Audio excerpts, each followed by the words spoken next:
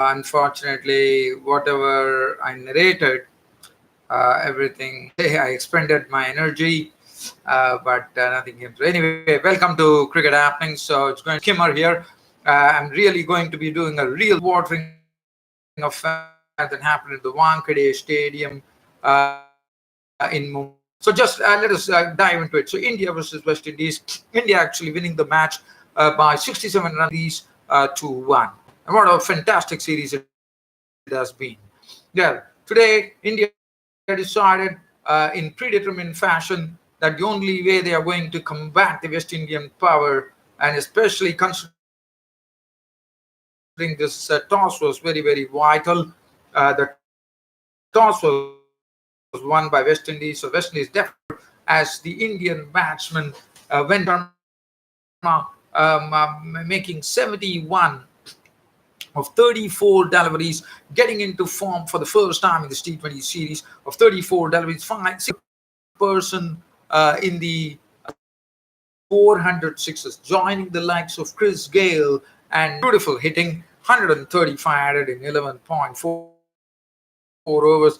Rishabh had done himself a lot of damage, coming in promoted as one drop in a tailor-made situation. Kohli went on to make the fastest ever T20 50 by an Indian batsman of 21 deliveries as he smacked an unbeaten 70 towards the end of 29 deliveries, which included 4 fours and 7 sixes, as India reached a score of 240 for 3.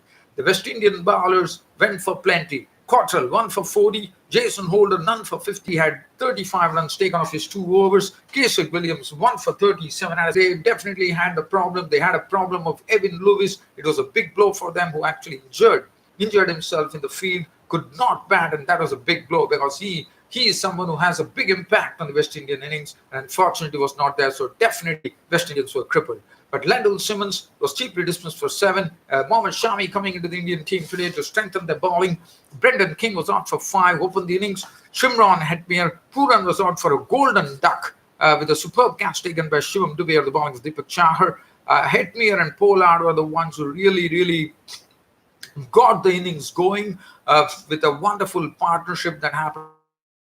70 made in 6 overs. They went on to make 72 runs, with Hetmyer making 41 with 5 sixes and 1 boundary. Pollard hitting 68 of 39 balls with 5 fours and 6 sixes. And as far as Kiran Pollard was there, hope was there. But then when Kiran Pollard departed in the 15th over, it was only 5 overs left with 99 still to get. It was definitely going to be a goner, and it was. West Indians were restricted to 173 for India, winning the match by 67 runs. The bowling match going to Virat KL Rahul, and man of the series going to Virat Kohli.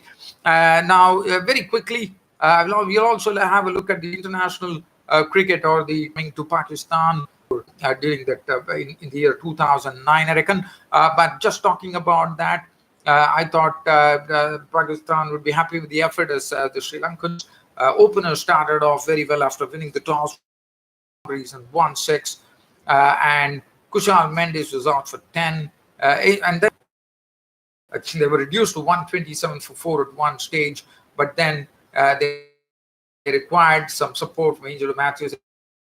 Angelo Matthews did a good job, but one would have expected Angelo Matthews to preserve his wicket. There was not to be Naseem Shah getting his wicket for 31. That left, and Chandimal was out to a classic delivery, classic dismissal from Mohammad, bowling from Mohammad Abbas.